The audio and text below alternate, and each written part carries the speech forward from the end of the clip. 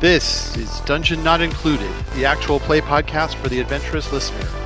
You are listening to our game of Bulldogs, a sci-fi adventure RPG from Galileo Games.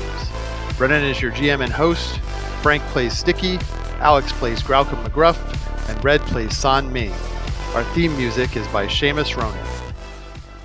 Welcome to a new episode of Dungeon Not Included. Last time, the crew ended up on the planet of Hakra Gorka, where Graucom got into a pit match with a knife-wielding Arsabaran who really kicked his butt in the end.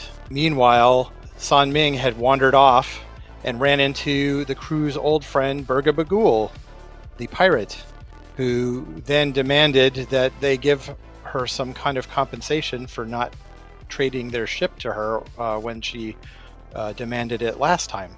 The way that everybody got out of that situation was by trading her a star map, but to keep the pirates from getting too much use out of it, the crew corrupted the file, and it will stop working probably pretty quickly after they use it. So our intrepid crew of the White Elephant is ready to take on a new job and get the heck out of here, as far as I know. That's right. Good. Yeah. So you're going to go check the job boards for Transgalaxy? I think that makes sense. San, let's keep the engine running, and we'll pick up whatever job. Whatever Keeping the engine running is a bit more of Graucom's job. That's fair. Okay. You keep the ship from crashing into anything, or do the pilot thing, and you make sure the engines are running, Graucom. And then I will maybe find us a job using my beautiful charm, all 3 feet of my furry charm. Yeah. So Hakra Gorka is a fairly well-trafficked planet, so there's a variety of jobs to look at, and you kind of go through the list, checking off all of the ones that look vaguely interesting and ignoring the ones that look boring. Sticky. So the first one that you come across is a delivery of dry dock construction equipment to Avkari. The interesting part about this is not the cargo, but the fact that Avkari is a known dark port, basically a pirate and general ne'er-do-well haven that has not yet been eliminated by any of the local authorities. Stick's first thought is like, oh, pirates. I love pirates. Completely ignoring where we've been the last Absolutely. As I'm about to put our name on it, I'm like, wait a minute. Pirates. What's next? There's also a delivery of Belurian silk to Harmonia 3, which is within the Devil Comanche Empire. They are not big fans of Ursemanites over there, and you had earlier said that you were interested in checking that out, just to cause trouble. All right, that's my lead so far. I like that one. And then the last one is the delivery of a team of Templar archaeologists to Solome 1, which is deep in the Saldralan Empire. So the idea of having Templars going into the Saldralan Empire is sure to create massive problems, because those are the two empires that were at war with each other and are still kind of in a Cold War at the moment. Oh, that sounds like it would be fun, but I think we're going to go with door number 2. The Belurian silks. Yeah, let's help out with race relations. All right. That always goes well. Oh, yeah. Okay, so you put your thumbprint down on that job, and ta-da! You are now the proud transporter of a load of Belurian silk. Belurian silk is just really hard to come by stuff. You're not sure why it's here on Hakragorka, but it does need to get to Harmonia 3. So, All right. So we got ourselves a good mission where nothing could possibly go wrong. right. You know, the Empire, the Devil Comanche Empire definitely tries to keep things, orderly. That's their thing. So, all right. Is there any chance we could load up on contraband before we go? Yes. That's actually a typical way that Class D crews make a little bit of extra money.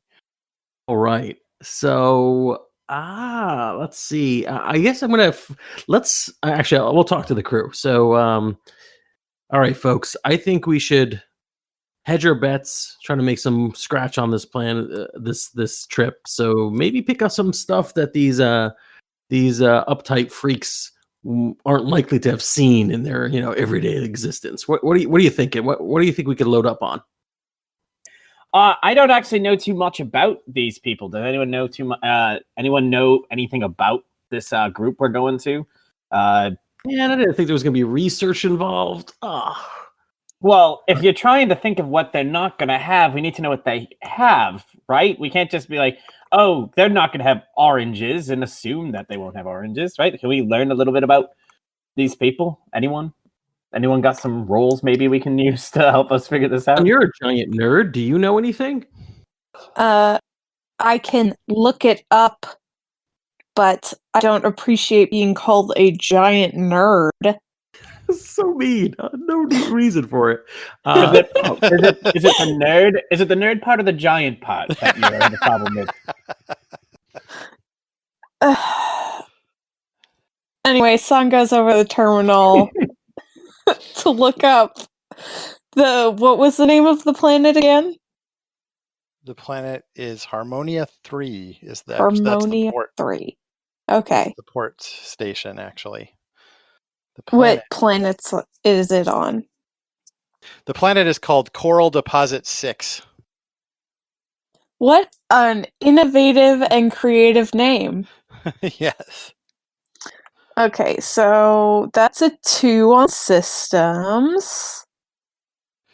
Okay. Well, what you can find out from your search is that it is a watery planet. That has consistent, strong winds, and that's what they use to power the factories that are there. It is basically a clothing manufacturing company. Company owns the port, and that's where the textiles is what they develop there, and that's why they would want Belurian silk, probably. The Templars are overseers of a large, shall we say, indentured population who work the factories. So, like slaves. Yeah, basically. Yeah. San, if you find anything that troubles you while you're researching, can you just pretend to not see it? That's a no, isn't it? So, San, what do they have? What don't they have there that maybe we can bring them besides freedom? I was gonna say freedom.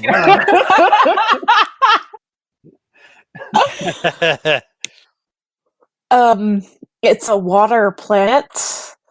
Mm-hmm. They'll need booze. I mean, everything's gonna be kind of watered down. All right. So honestly, there's a lot of stuff that they don't develop on planet that is imported. A lot of their food is imported, among other things. But illicit drugs would certainly be something that you couldn't get there very easily unless it was, whatever the local variety of flora and fauna produce on planet. Oh, so maybe oranges after all that. Maybe oranges after all, actually. Yes. They don't have a lot of orange groves there. It's yeah. All right. Well, what would be easy to bring to planet that would be able to be snuck in with silk? Is this something we're gonna have to like combine orders with, or are we gonna be able to keep these separate? What are you guys thinking? Well, you do have a couple of extra compartments off of your Sure. cargo bay, some small Mm. ones that you could use to smuggle things inside of. All right, let me see if I could press pause with a few people, and if there are other people who, if there's like a regular trade of illicit goods that maybe aren't so illicit that they're going to get us in trouble. I'd like to do maybe like a larceny check to see if I could. Okay. Good call. Yeah, that makes sense.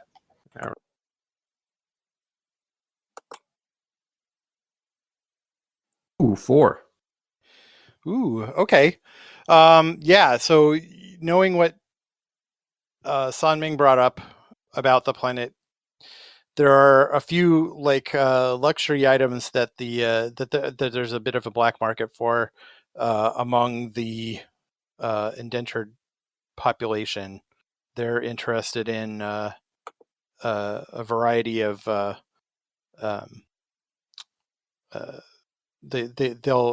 they'll take books among other things, materials that are banned by the empire.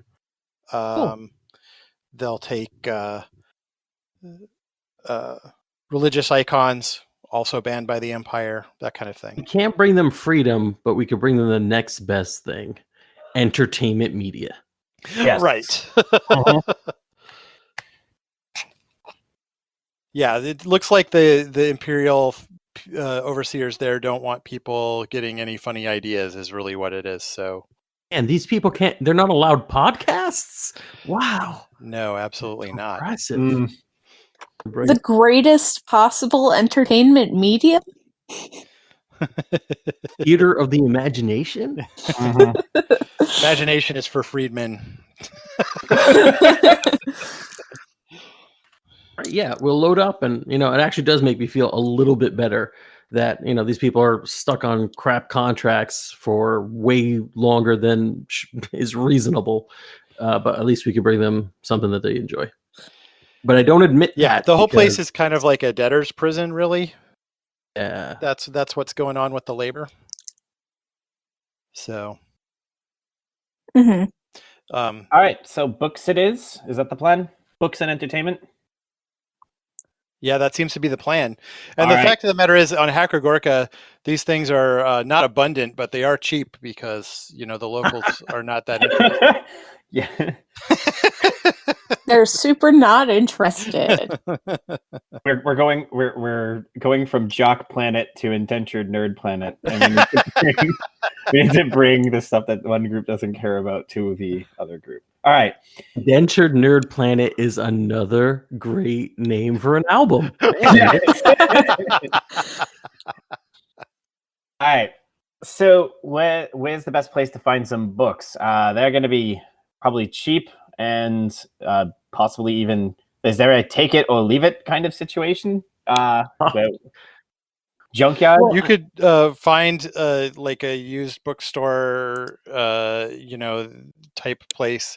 I mean, most of the media is electronic, but I'm okay with us saying that since it's cheap and available that we got it, and now we're ready to absolutely. go. Yeah. I mean, you just had to go down to the Arsabaran section of town, is all it was. So Perfect. How are these books? Are these just like? Are we going to be bringing like hardcover paper books? Are these heavy? Are we bringing digital? How are we doing this? you can bring a combination.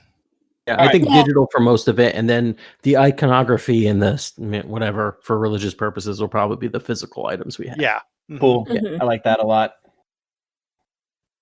All right, let's bring peace and forgiveness to these poor chumps and show them what Class D can do. Yes, absolutely. Okay. So you are you prep the ship for takeoff and head out from Hacker Gorka, following air traffic control instructions, I assume. Not trying to do anything flashy, are you? No, not really. There's no point. Yeah. Yeah. The question that you do have is sort of like where to cross the border. There's a variety of checkpoints that you want to go through if you're doing official deliveries. They will want to do a customs check on your ship, so somebody's going to have to hide the contraband. Well, Sticky is the resident crime expert, so Mhm. That's true. Yeah, we're definitely That's hiding true. the This is contraband in the fart escape pod from an earlier episode. the fart shuttle. Fart shuttle. So false floor there, and or actually, you know what? We Okay. put it in the vent system behind one of the filters that has obviously been taxed out. So if they want to open that up, they deserve to catch us. All right, so go ahead and make a larceny check to see how well you've hidden stuff. They're 4. Hey, 4, nice. Nicely So done. that's what the target number for the customs official would be to find this stuff, basically. I don't know if you want to try to make that better, or if you're Well, satisfied I'm with pretty the 4. confident. I think even if they find it, I'd be shocked. Well, I guess no, the Templars. Yeah, getting into the Templar space, they would care. But no, I'm good. I'm ready to. Okay. I'm willing to cause trouble here. Right. You don't want to go way out of your way to avoid trouble, is really what it is. Right. Yeah. You've done your duty. You've hid this stuff. So you take off. The question is basically, do you want to go through one of the high volume ports of entry, a low volume port of entry where they might be more asleep at the switch, but also might be more vigilant because they're bored, or something in between? maybe split the difference. Yeah. Okay. What does everybody what's else everybody else's think? opinion? Yeah. I think it's cool. I'm gonna ride on your decision. I think that Yeah, makes a lot of sense. You're flying. I'm just sitting in the engine, so that makes sense to me. Do what you Mhm. think. Cool. Okay. So, So you're medium. going to do something in between, basically. Goldilocks. You're going to try to Goldilocks it. Yeah. Okay, so not the most popular port of entry, but not also in the sticks, basically. So you don't have to go too far out of your way to go to this one, right? The super high traffic one is definitely like right along a main shipping route, so that would be faster to get to, but this one's not too bad. And Yeah. as you approach, there's a very short line of ships here. There's like 5 or 6 in front of you as you sort of pull into the customs station. They have you dock, and then a officious-looking person in a dark uniform says, stand by for customs inspection. Sure. All right, you look Arsabaran on the comms, so they aren't saying anything. They don't say anything to you. Yeah.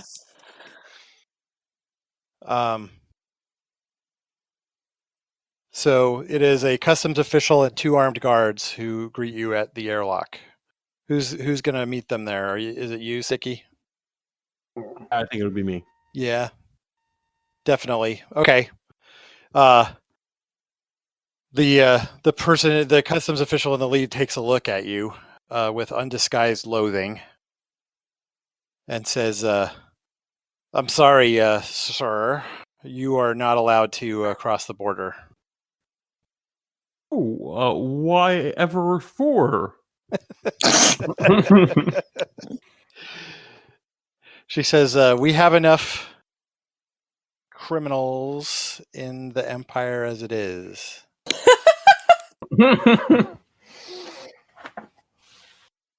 I'm like, you don't recognize me, do you? She looks down and then looks, back up at you in surprise as she's looking at her ship, the call up of the ship. And she says, "You're the captain?" I'm the captain. Listen, let's not be too PC here. I understand that there are certain people of my persuasion who leave a bad taste in many fine, respectable people's mouths. I have never been in anyone's mouth. Jesus Christ. I am close, but I would say a level better than that. I am a wonderful person. I am the hero of wherever the name of that place was that I was the hero of. I don't like to brag, is why I don't remember it. It's not that I don't care. It's just that Oh God. but I'm here to close again. God is interesting, but not quite on the money. I'm really just I'm a civil servant like you, and I'm here to do the job I was assigned. Okay, she pinches the bridge of her nose for a second and then says, "Just a moment," and steps away, gets onto her comm. And you can hear her muttering, "Yes, it's an Ursemonite. No, I understand. The Transgalaxy has expressly made an exception, is what you're telling me. That he's a hero. A hero?" Rocking back and forth on the heel. I know. She steps back over and she says, "Well, apparently your company has made arrangements." Wonderful. I'm glad we straightened that out. The two guards don't look happy about this. Listen, both of you, there's nothing to feel bad about. Bureaucracy is very tough. And you know what? You have every reason to hold your earned beliefs true to yourselves. I mean, I'm sure your personal life experiences made it so that what you believed about me on first sight is true, but just think about that in the future. In the future, hesitate ever so slightly. That's what I want you to do. I want you to hesitate ever so slightly.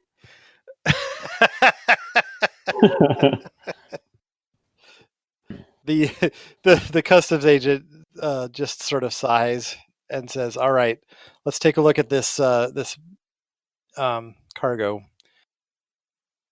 And she starts to inspect your cargo bay, looking at the manifest and checking to make sure that what's inside the bales is the same thing. It does appear, like all your cargo is basically legit, so that's not a problem in the cargo bay. But then she says, "All right, I'll need to inspect the rest of the ship just to make sure there's no contraband." Right ahead. Okay.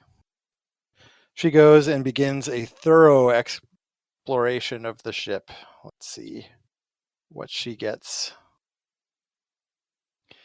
A 0.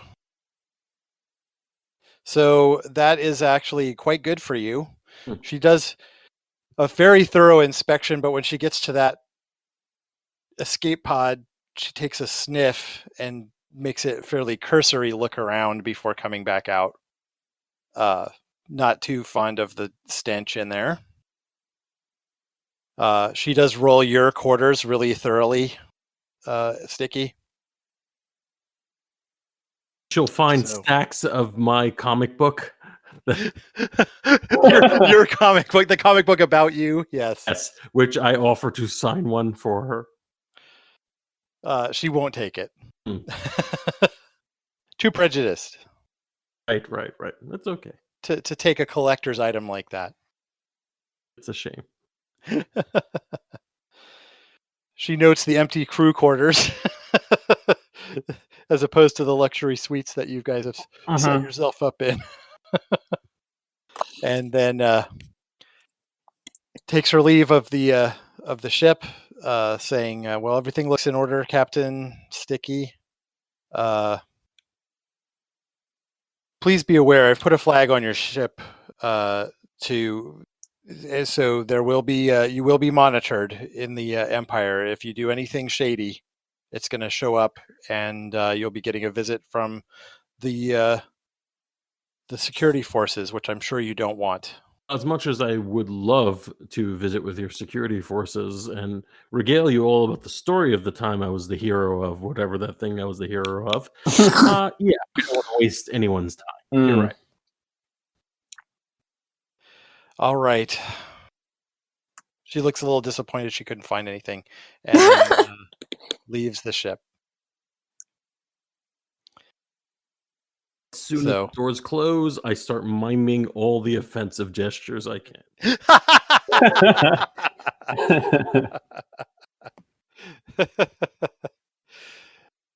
That's no problem.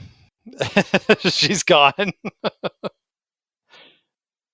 All right, so you can head towards Harmonia 3. Mhm. The planet of is it Coral Deposit 6? That's right. Yeah. Is a fair distance from the border, so but you can refuel here at the custom station, so that's not a big deal. And away you go. It's going to take about a week to get there. If I may, the camera swings down to the engineering bay, where while a lot of stuff seems to be working fine, you see Graucom, and he's sitting in his chair, and he's holding up the knife that he still had left over from that fight, and he's looking at it, and he's a 6-foot dog person, so he's using that knife while he's staring at it to sharpen his claws, but he's really pondering. It's been a while since he's been in any sort of like one-on-one combat in any sort of like recreational setting like that. We had obviously been in fights, but he used to be really good back when he was at the academy. This shouldn't have been a fight that he lost, and he's a little down on himself. So he's just staring at the knife and thinking about, he's reliving the fight in his head and thinking about different ways he should have done it differently. As he comes up with ways that seem to work for him, like his tail wags a little bit in his chair.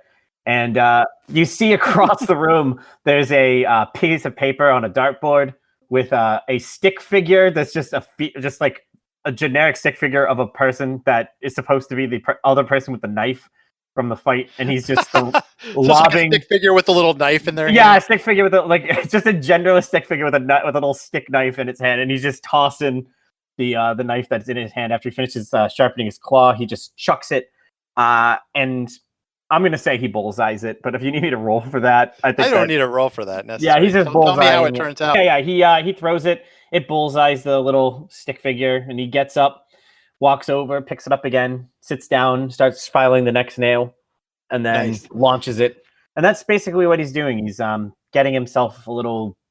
He's getting in his head and trying to even himself doing a little combat training as well. Yeah, well, I feel like he's definitely hurting after, both physically and kind of pride wise after that last fight. Like, I think he knew, went in thinking one thing was going to come out, and and he came out a little beaten up. Beating himself up as well as physically beaten up. Yeah.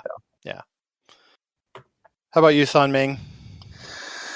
Sun, as she usually is when they go on long trips, is fiddling around with the systems. Her eternal battle with Flappy, the system the AI. And Sun, she wears very baggy clothes, right? She's like 5'10", so tall but not too tall.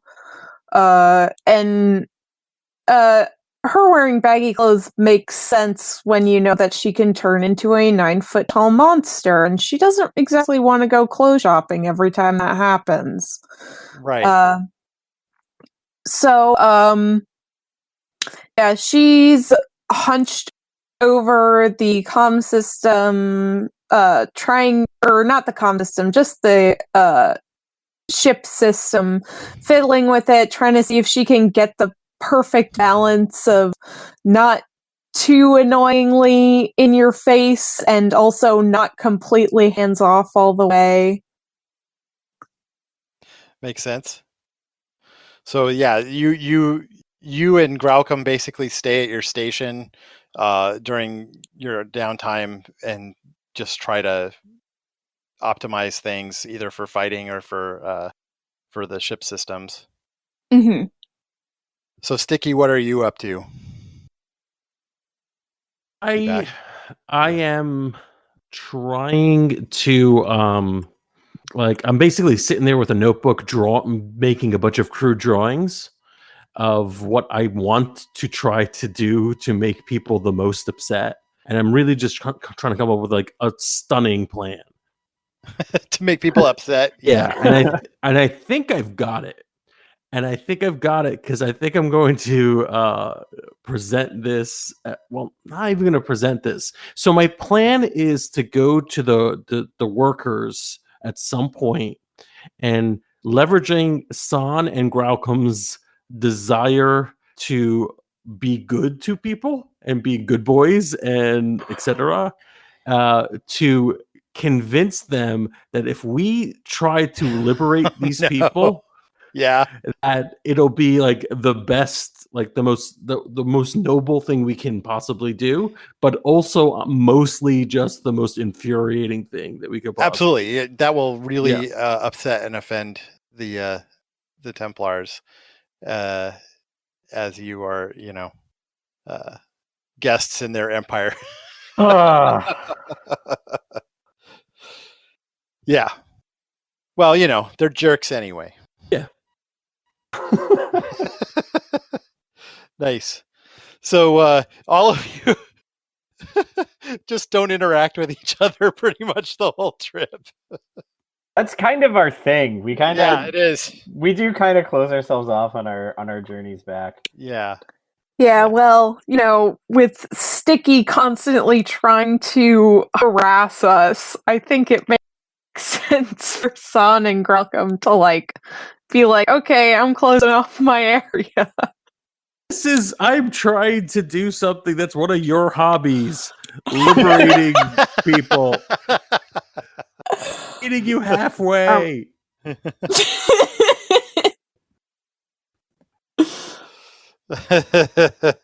Some of San Ming's hobbies include liberating people. Yeah, freedom. Interests Social include justice. freedom, social justice. All right. So you are coming into this planet. It is, as I mentioned before, a mostly covered in water. Coral Deposit 6 is the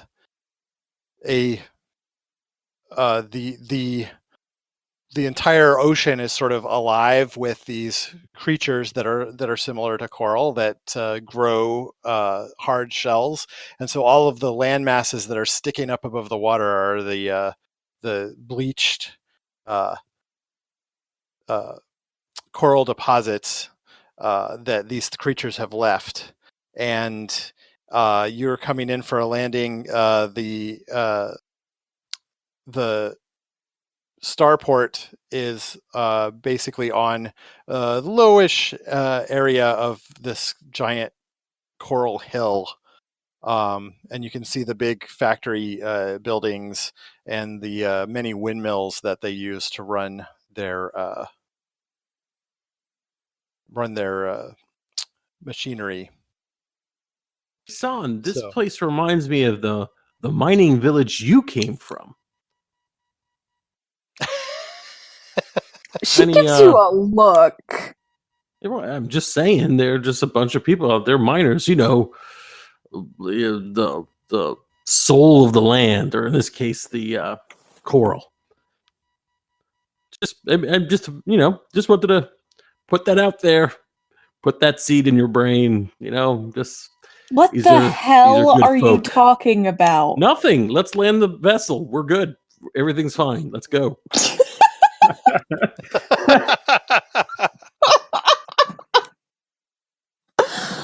Oh, he's so bad at being subtle. Mm-hmm. Yeah. Really gonna burn your asses if it works anyways. I know you were planning this, Okay. but you're technically got a good point. I want you to make a roll as you're landing. All right.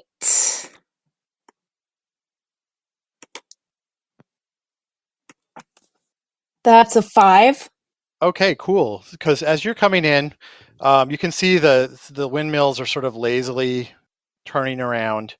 As you're just about to land on the platform, a stiff breeze comes through, and the windmills all start spinning really fast, and it almost tips your ship over to the side as you're coming in for a landing. But then you manage to drop it down, and this wind seems to last about 5 or 10 minutes. And then it dies down to a gentle breeze again. Huh. So you are here. You have your cargo to deliver, the Belurian silk, Mm-hmm. and your other cargo to deliver, the religious texts and entertainments from off-world. Who are the people we're delivering it to? Are what are they? What are the makeup? Are they Templars or are they actually Yeah, just you workers? see the people that are arriving are Templars, and they're dressed to the nines. Basically, they are like super fashionable looking. The fashions are a little different than the Frontier Zone here, but it's clear that wearing fashionable clothes is something that of a local culture. Graucom, do you think you could disable our ship in a subtle way? Don't do it right away. Wait for the end of the sentence. Yeah. Can you disable the ship in a way that you can fix whenever you need to fix it? Yes. Why? What do you need? I want us to be stranded on this place for a couple more, maybe like an hour or two more than they expect. Oh, got it. I'm going to go down into the engineering bay, and I'm going to do a jerry rig to disable the ship in such a way that I can then fix it later on. Does that work? Works for me. All right. So that's Let's see engineer +2, correct? Yeah, that's right. Nice. So it would be. Where am I? Oh wow, my thing's way off. What I get? It's 4. You got a 4. Sweet, I got a 4. Kick in. Thank you. You're doing awesome today. Don't even know what you rolled. Yeah. So I got a 4. Yeah. So I just flip a couple of things around to just like toggle a couple of wires that don't normally go together. Just like flip their spots. Nothing, anything that'll like damage the ship permanently. But like if we try and turn it on, the starter's just not gonna work. Okay. So basically, you've like removed the distributor cap or whatever. Yeah. So something simple, something easy enough to fix, and something that's in this ship. It's new enough and complicated enough looking that the average person wouldn't be able to tell what I did. Yeah, that seems totally doable. It's because it's jury rigging though. Mm-hmm. That means that it's not a permanent solution. And what I think is the ship is going to read it as damage and route around it eventually. So Okay, so we got to do this in. We have a timetable we've been given essentially to get this done. Mm-hmm. All right. Awesome. I let them know that okay, it's set up. Flappy's gonna come on at some point and try and fix what I did. I'm sure this ship's got workarounds for pretty much anything I can think of. Man, that thing is the third most annoying thing on this ship. All right. So the plan is we're. Sorry. Go on. Oh, you're good. Okay. So the plan is we're gonna do the trade-off with the Templars. Normally, they're about to be on the vessel. We try to start up our ship. It won't go. We need a little bit of time to set things up. Then we make the secondary deal on the side, and we liberate the people and bring down the Templars. Great, perfect plan, acceptable. Wait, right? what was that last bit? Are you opening the door when you say acceptable? I would like so, but I also would like to make a vague plan so that we can work on it later on. Yes. Okay. All right. So you're gonna roll your command. Yeah, it was too You got a vague. big 0. Too vague. It was too vague for your crewmates. They have literally no idea what's going on. I'm super Yeah. okay with that. I'm super okay with that. That was me saying, trust me, there's a plan. Yeah. God. So good. All right. Hello. I say with an accent that's not appropriate at this moment. Hello. The lead Templar who's coming on board, like, literally flinches away from you when he sees you, and say that. And is like is shocked and says, I thought this was a cargo vessel with the delivery. It is. I'm the tame Ursemonite that you've heard so much about. I see. Well, we do not get your type here on the planet very often. I can tell because the planet's in one piece. But seriously, we're here for business. Yes. Very good. He snapped his fingers, and another Templar, looks like his assistant, steps up with a manifest and hands it to him. And he says, I believe you have Belurian silks for delivery. Yes. Yep. There's a few crates full in our cargo bay. Very good. Allow me to take a look before I sign your manifest. You look like a person who's very, very well versed in silk. I am. Very perspicacious of you. I look over at San and Graucom and I smile, like a smile that is like, this motherfucker thinks it's a compliment. San's just like still confused from the whole liberating the people thing. All right. Well, he comes over and takes a look at the crates and begins to go through them, counting, etc. Then he grabs one of them and he sort of rubs the cloth between his fingers. Right. And then he says, wait a second. What are you trying to pull here? Nothing yet. I mean, nothing at all. What? He says, this silk is clearly not Belurian. This is what this is they counterfeit. gave us. You're trying to pass off counterfeit Belurian silks? I understand you Class D people. You probably sold the real Belurian and thought you could pass this over on me. Guards! Guards! We haven't even done anything yet. I've yet to get aggressive just because I'm shocked and offended. I have a question. Nothing to do with silk. I have a question. Am I the cause of his distress directly? Because I have directly the cause of his distress? Yeah, like I have a stunt to calm people down. Unfortunately, you are not the direct. I mean, I would say no. You are not directly the cause of his distress. Whoever the hell it was who passed off these Belurian silks is the cause of his distress. I think you can try to calm it down because you're not the one provoking him. Yes. I will say. Hold on. One moment. This is big misunderstanding. We were not aware of any switch happening with silks. By the way, when he shouted for guards, about 6 guards came running, so they are now on the ship as well. Okay. You can go ahead and make your rapport roll. Right? Is that a rapport roll? That is. Yes, it's a 4. That's all right. Let's see what he gets.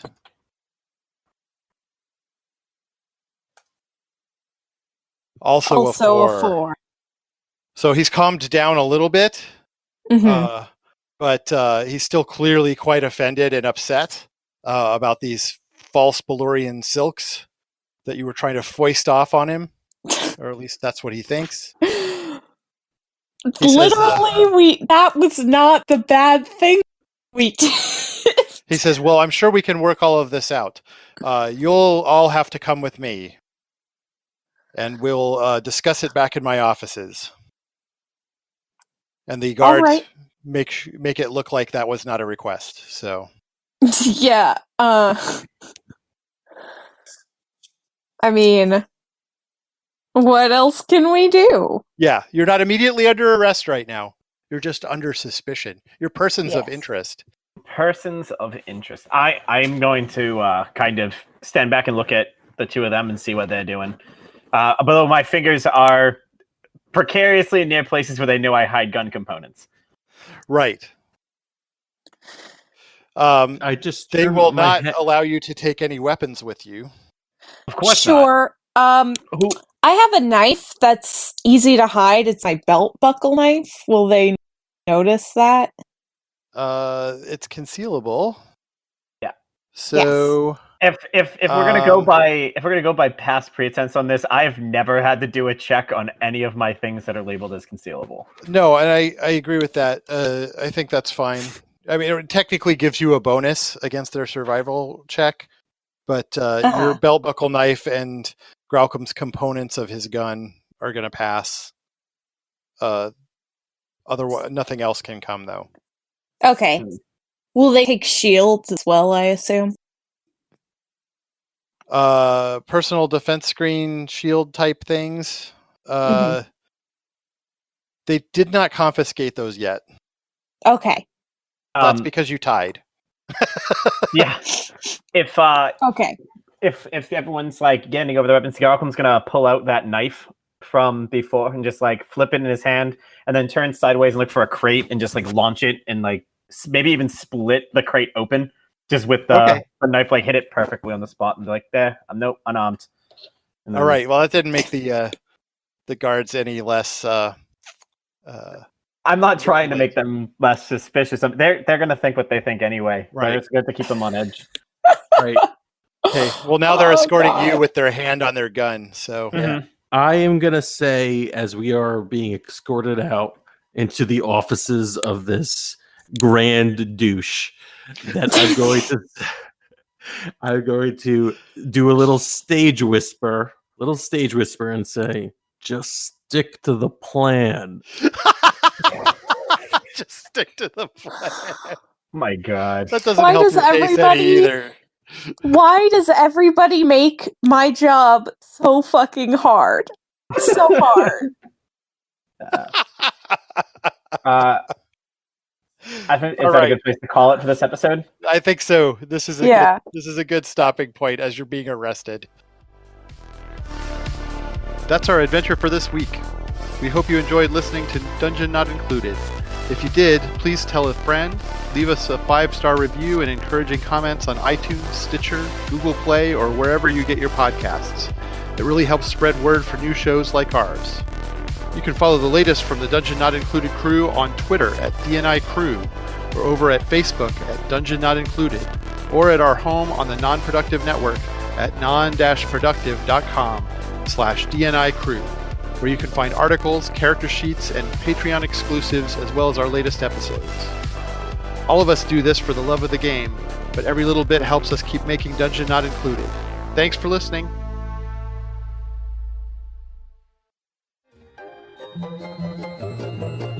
This has been a non-productive media presentation. Executive producer Frank Hablawi. This program and many others like it on the Non-Productive Network is distributed under a Creative Commons Attribution Non-Commercial No Derivatives license. Please share it, but ask before trying to change it or sell it. For more information, visit non-productive.com.